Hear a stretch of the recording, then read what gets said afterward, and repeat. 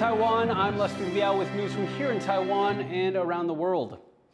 The bodies of two Chinese citizens killed when their boat collided with Taiwan's Coast Guard are on their way back to China. The incident has further raised tensions in the Taiwan Strait and seen China increase patrols around the Taiwanese islands of Kinmen. Louise Watt reports from Kinmen.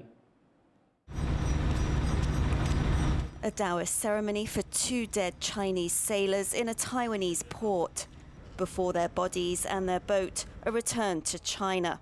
It marks a rare moment of agreement between China and Taiwan. Chinese officials travelled here to Taiwan's outlying Kinmen Islands to negotiate the repatriation of the remains of their nationals, killed in a chase with Taiwan's Coast Guard. Neither side gave details of their agreement, but reports suggest Taiwan paid thousands of US dollars in compensation to the families, but without accepting blame for the incident.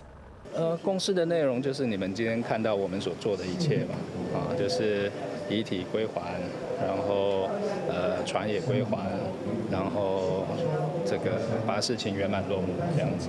And from the Chinese official who travelled from a city across the water to Taiwanese land.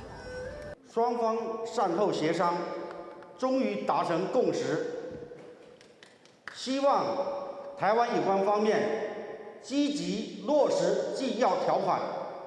It's a step back from where they were some 5 months ago, when Taiwan's Coast Guard said the sailors' unregistered speedboat was in restricted waters, and that the Chinese fled from them and drowned. China called the incident malicious. Since the incident, there's been an influx of Chinese vessels, including Coast Guard vessels, in the waters around Kinmen. China, which can be seen just across the water from here, says it's simply protecting its sailors. But Taiwanese officials see it as part of a Chinese pressure campaign to get them to accept Chinese claims of sovereignty over Taiwan. The return of the bodies, while calming tensions for now, is not likely to change the continuing patrols by China in these waters, which China has sought to normalise. While this argument over the Chinese nationals and their boat has been resolved, Taiwan is left grappling with more Chinese vessels around their islands, a sign of their own restricted space and the pressure China can bring to bear. Alex Chen, Scott Huang and Louise Watt for TaiwanPlus. Lawmakers from around the world are meeting in Taipei for the Inter-Parliamentary Alliance on China's annual summit. IPAC is a group of leaders from dozens of countries concerned about challenges posed by Beijing. Chris Gorin was at the conference and brings us this report. The Summit for the Inter-Parliamentary Alliance on China, or IPAC, is having its 4th annual conference here in Taipei. It's a group of lawmakers from around the world who say they're focused on confronting China's rise. 48 parliamentarians from 24 countries are joining, which the group says makes it the largest parliamentary delegation ever to visit Taiwan in an institutional capacity. Taiwan's top leaders are participating in the summit, including President Lai Ching-te and Vice President Xiao Bi-khim. The group recently made headlines after it was revealed that lawmakers from at least 6 countries had been contacted by Chinese diplomatic staff about their trip to Taipei. They contacted president of my political party. They asked him to stop me to travel to Taiwan, and he sent a message to them that he cannot stop me. I'm free member of parliament to make decisions. If they think that they can tell foreign legislators where they can and cannot go, they have another thing coming. These are democratically, legitimately elected legislators in different countries, and they're going to go exactly where they are entitled to go. And that's why they're coming to Taiwan, and they are not going to be told by China that they can't come here. This isn't the first time the group has dealt with Chinese pressure. The U.S. Justice Department announced earlier this year that hundreds of accounts tied to the group, including every member of IPAC in the European Union, were targeted by a Chinese state-sponsored hacking operation. Now, one of the major agenda items of this meeting is UN Resolution 2758, which gave the PRC China's seat at the United Nations, and which China has used to bolster its claim of sovereignty over Taiwan. Taiwan President Lai Ching-te addressed this issue in a speech during the summit, which he connected to a wider global threat. 反对中国错误诠释联大第2758号决议，与一中原则不当连接，企图用来限缩台湾的国际参与，并且建构中国武力犯台的法律依据。我要强调，中国对任何一个国家的威胁，就是对世界的威胁。IPAC members say they want this summit to produce a plan to fight back against China's claims on this resolution. After Li's speech, the IPAC members presented Li with a map of Taiwan and the Taiwan Strait. All their signatures were on Taiwan's side of the map, a symbolic gesture of their solidarity with the country. These lawmakers now return to their home countries, where they will have to see if this global turnout marks a turning point on confronting China and whether they can turn their words into actions. Patrick Chun and Chris Gorin for TaiwanPlus. Typhoon Kemi is being blamed for a major fish die-off in southeastern Taiwan. Heavy rains brought by the rainstorm raised river levels around Taitung last week. When the waters receded, many fish died after being stranded on the banks. Water levels were further affected by the typhoon's impact on the local irrigation system, which feeds the rivers. 平常的水都是来自于卑南溪的灌溉为水。那这次台风过后，其实那个卑南郡的进水有受到影响。Multiple landslides in southern India have killed over 50 people, with many more still missing. Heavy rain in Kerala state has triggered flooding. Rescue efforts were hampered after a key bridge collapsed in the region. Local health officials say more than 70 people have been injured, while others were likely swept away by floodwaters. Kerala is prone to torrential rain and flooding. In 2018, nearly 400 people were killed in one of the region's worst floods. A massive wildfire in California continues to grow, now spanning nearly 150,000 hectares. Thousands of firefighters are working to extinguish the blaze in Northern California that began last week. It has become the 6th largest wildfire in the U.S. state's history. Authorities say that a burning car pushed into a gully sparked the fire, and a suspect is now being tried for arson. Salvage divers in the Philippines have managed to seal a leak in the engine of a tanker that sunk in Manila Bay. It's a small victory in containing the looming environmental disaster posed by the 1.5 million liters of oil contained in its hold. Gino Lopez reports. Filipino fisher Alvin de la Cruz relies on his daily catch from Manila Bay for his livelihood. But the waters are now black with oil, 5 days after a tanker was run aground by monsoon rains. Kinakabahan kami sa aming hanap buhay kasi baka mamatay. Ganun. Yung bangus naming inalagaan.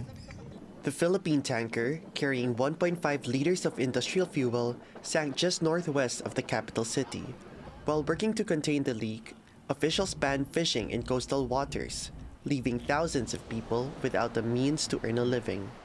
Actually, umaasa tayo na hindi na po ito mag-worsen, hindi lalala. No? Pero kung maging malala ito at lumawak yung pagkalat ng oil spill, tatagas at yung negatibong epekto nito ay nasa 351 million pesos ang maaring mawala. At ang apektado rito ayon sa talaan ng ating mga registered fisherfolk doon sa 3 rehiyon niyon ay meron tayong 46,000 na mga mangingisda. A marine diversity hotspot, the Philippines has been affected by oil spills before. Just last year, a tanker capsized in waters off the central Philippines. The resulting oil spill spread across 170 square kilometers and took 3 months to clean up. Like then, both fishers and environmental groups are now calling for oil companies to be held responsible for damages. So I think it's also their responsibility to actually compensate all these affected communities as well. No? So there should be stringent environmental policies, including as well like more protected areas, strengthening protection systems in place. The sunken tanker's leaking valves have now been shut, and the oil company is being asked to siphon the spill. But for those living here, the damage has already been done, and all they can do is wait until the waters are safe to fish in again. Klein Wang and Gina Lopez for TaiwanPlus. Taiwan is falling behind on its sustainable energy goals as offshore wind and solar energy production fail to meet expectations. The government plans to have green energy account for the majority of the country's total power generation by 2050. Solar and wind energy production have grown in recent years, but they still fall short of government targets. In 2022, offshore wind energy production was 5% short of expectations, while solar energy was 13% under. And in 2023, offshore wind energy was still short by over 3%, while solar energy production was 11% behind government targets. Now for a look at Taiwan's performance at the Paris Olympics. Defending badminton gold medalist duo Liao and Wang Qiling are one step closer to the podium. They beat Americans Joshua Yuan and Vincent Chu to make it out of the group stage. Meanwhile, swimmer Eddie Wang advanced to the semifinals after placing third in his group in the 200-meter butterfly heats. In table tennis, Lin Yunru won against Croatian paddler Andre Gacina. Taipei-based musical trio Three People Music is in Paris performing at the Cultural Olympiad.